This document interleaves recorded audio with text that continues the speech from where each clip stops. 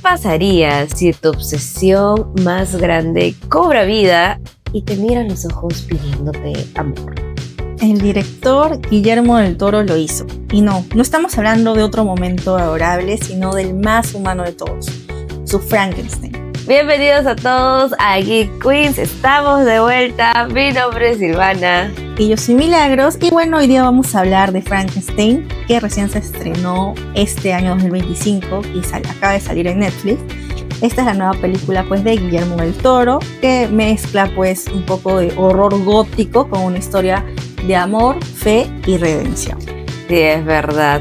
Así que esta película no solamente revive al monstruo, digámoslo así, a Frankenstein, sino a todo lo que nos hace humanos prácticamente. Así que tiene que prepararse, ponerse cómodos para que, digamos, hoy vamos a entrar al laboratorio del Dr. Victor y vamos a desmenuzar esta película que es Frankenstein, la versión de Guillermo del Toro.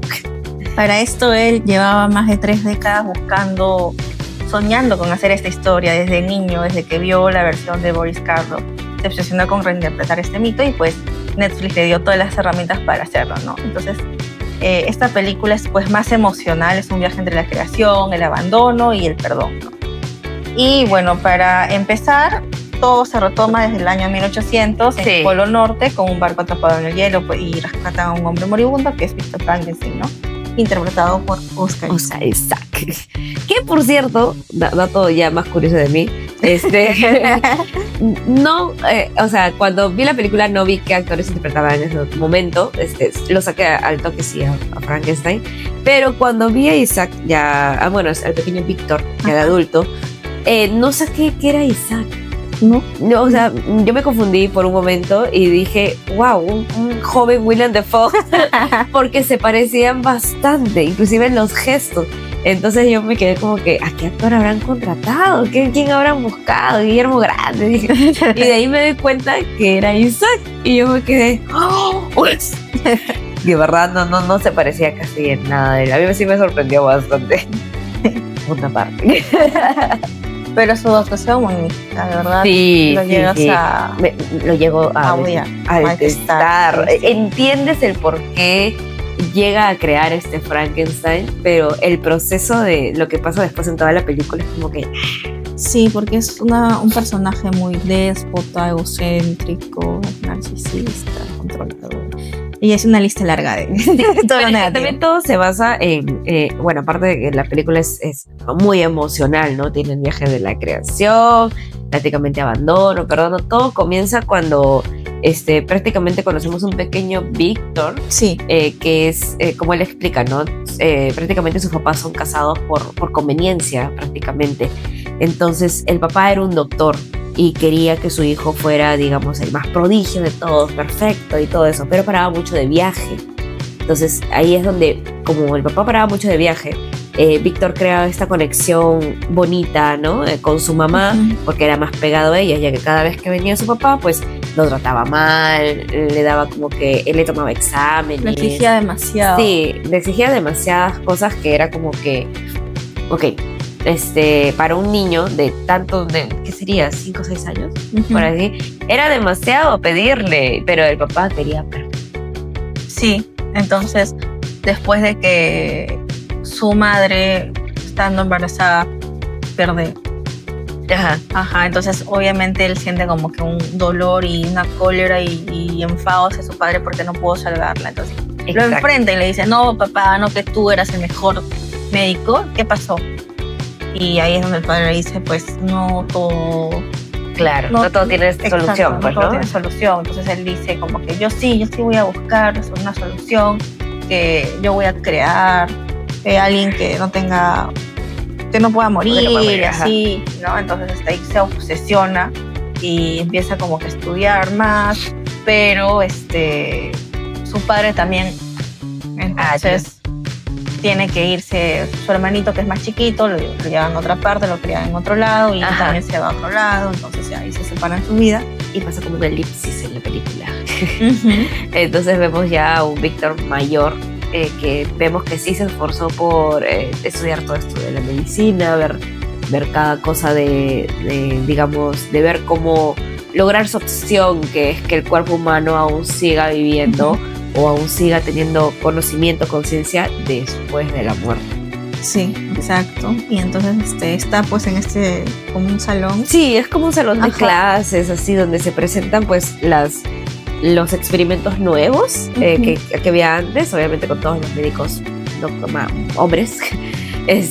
Y cuando presenta a su avance de su creación, presenta prácticamente un torso que puede moverse mediante electricidad, por así incluso decirlo. comer. E incluso comer y todo. Pero obviamente para los demás médicos esto les parece una abominación, sí, ¿no? En contra de la religión y todo eso. Ajá, entonces es como se molestan, se amargan, sí. Y lo que no recuerdo es si le llegan a quitar el esto de médico. Creo que no. Simplemente le dicen que lo deje ahí. Ajá. Pero y en el público había alguien que lo va a decir, te quiero auspiciar. Sí, va a ser su auspiciado. Pasa que uno del público se interesa porque tiene, digamos, un interés en seguir viviendo después de la muerte. Pero no se lo dice en ese momento a Víctor. Simplemente le dice, yo te voy a financiar todo lo que necesites para tu laboratorio. Y después ya te digo qué favor quiero. Claro. Entonces es eso. Y Víctor acepta, porque lo que más necesita un científico a veces es dinero. Auspicios. Así que acepta, va al castillo de esta persona y prácticamente empieza a crear pues, en el laboratorio los avances y todo esto, pero este auspiciador está desesperado porque los avances no son tan rápidos como él los quiere. Claro, y este auspiciador, para poner un poco en contexto, es el tío de la prometida de su hermano. Sí. Su hermano se llama William, su prometida Elizabeth, y bueno, el tío es el que le va a auspiciar, pero no le dice cuál es el motivo, ¿no? Entonces, y bueno, con ayuda de su hermano también les ayuda a construir este laboratorio, una torre grande, y ya pues después sigue ahí días, noches, todo, y le dice, solo tienes una semana, entonces le mete más presión. Claro. Y ya pues él logra, con esa premura y todo, para esto él recolectaba las partes de Frankenstein en prácticamente un cementerio, porque estamos en un contexto de guerra, ¿no? Las partes menos heridas, menos acuchilladas, apuñaladas, él las sacaba y como un carnicero cosía, tal cual. Hasta que logró, al fin, ya que llegó la mítica tormenta que siempre vemos cuando crean los Frankenstein. Llegó esa tormenta eléctrica fuerte y pues empezó todo este experimento de y que le pase electricidad al Frankenstein, ¿no? Para que pueda venir a la vida. Justo en ese momento, cuando están en todo este proceso, pues llega este auspiciador, este tío de la prometida de su hermano, y le revela, o bueno, se revela el por qué él buscaba, digamos, este vivir después de la muerte. Y es que él tenía una enfermedad muy fuerte, que obviamente ya estaba en las últimas del pata, ya en cualquier momento se nos iba. Entonces ya prácticamente necesitaba tener este cuerpo ya. Hasta que, bueno, en un momento le dice, yo ya me voy a morir, agarra mi cabeza y pónsela al monstruo. Pero como estaba la tormenta eléctrica y todo el experimento en sí, prácticamente Víctor le dijo, ya es muy tarde, ya no se puede. Y lo que hace es tener una pelea con este auspiciador y Víctor, y pues nuestro auspiciador. Entonces, después de esto, ve que el monstruo de Frankenstein no revive y él se siente decepcionado porque piensa que ha fallado. Pero al día siguiente, cuando despierta, ve que su creación sí está viva. Entonces le empieza a enseñar, ¿no? Cuál es su nombre. Dice Víctor, me llamo Víctor, repite. Y él repite Víctor. También enseña que el sol no hace daño, ¿no? Entonces, como que le empieza a enseñar cosas hasta que ya no tiene paciencia y lo deja en el desagüe prácticamente, lo encadena, todo se lo maltrata.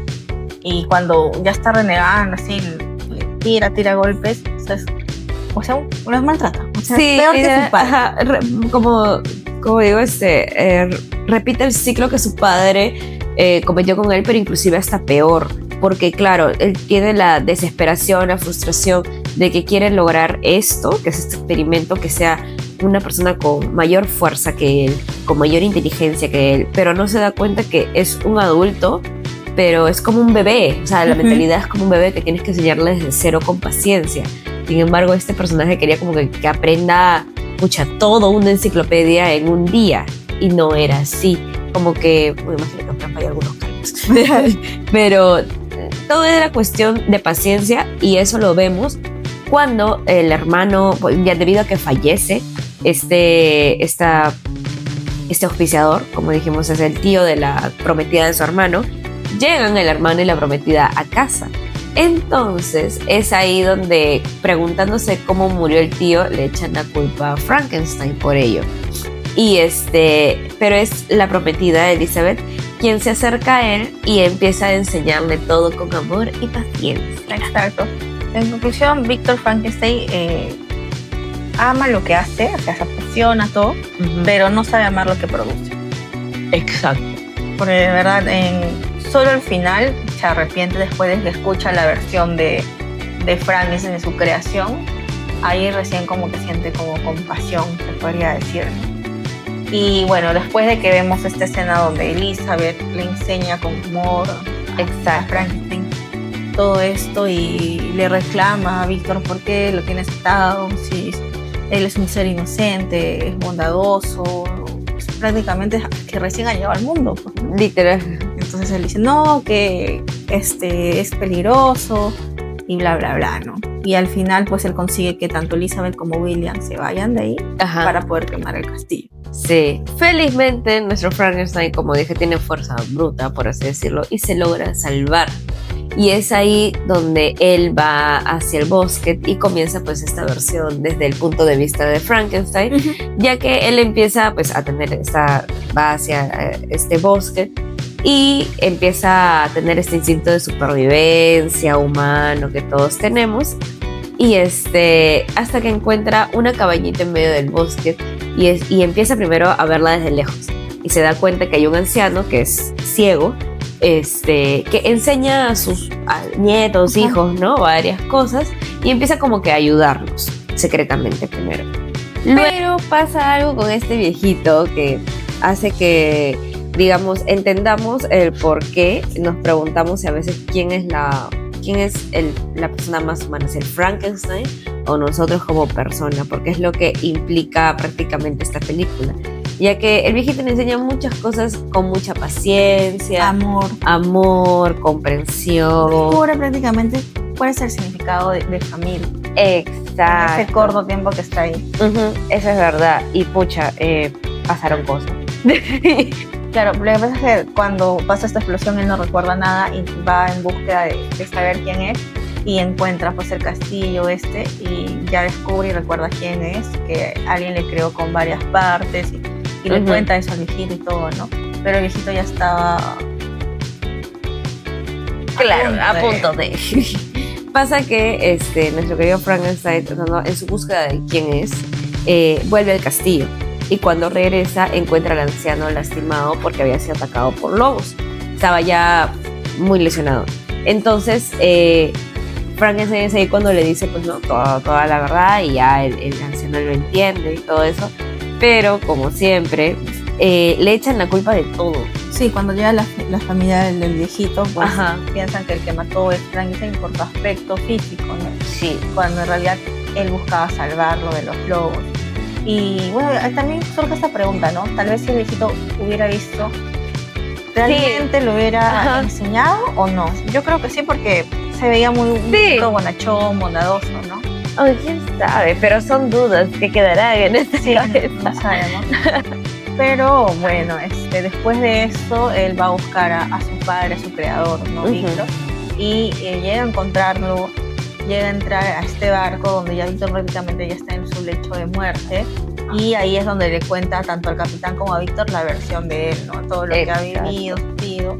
Y Víctor, cuando escucha esta versión, como que siente un poco de compasión y le pide perdón, le dice lo lamento, y es una escena muy conmovedora, y es diferente a lo que pasa en el libro, porque en el libro no hay Víctor nunca se arrepiente de lo que ha hecho, Frankenstein tampoco, pero aquí sí vemos como una conexión de padre e hijo, podría decir. Es como una resolución bonita a la versión original que tiene el libro, porque el libro lo deja como que un final bien abierto. Ajá. Sí, y como que te deja ese sinsabor. Ahí creo que ahí sí sientes más el hecho de que te preguntes, pucha, ¿de verdad somos tan malos? Algo así, ¿no? Como seres humanos, o es que el monstruo llegó a tener cierta parte de culpa. Es como que no te deja ese vacío. En cambio, esta película, con el final que tiene, es como que resolutiva. Sí. Cierra un bonito... Claro, y te círculo pones ahí. también, es muy emocional, ¿no? Te pones en el lugar de Frankenstein, o sea, da mucha pena, incluso hay partes que uno llora, Sí. sobre todo en esa última parte, y te da ese feeling, ese sentimiento. Además, también, punto aparte, en un aspecto más técnico, pues la fotografía es impresionante, tiene como que esas sombras azuladas, luces doradas, mansiones llenas de engranajes. Sí. Todo un cuadro barroco, ¿no? Es muy hermosa la fotografía, también ese simbolismo de los colores, Sí, la madre cuando- al principio, ajá. ¿no? Con su vestido rojo, que es como una premonición de lo que va a venir, al final también Elizabeth con su vestido blanco, que se representa la pureza y todo, y Víctor siempre con atuendos, Ajá. ¿no? Que siempre es Inclusive el violencia, Frankenstein, que es Sí. medio grisáceo, para que se vea como que un personaje neutro que recién está viviendo en este mundo.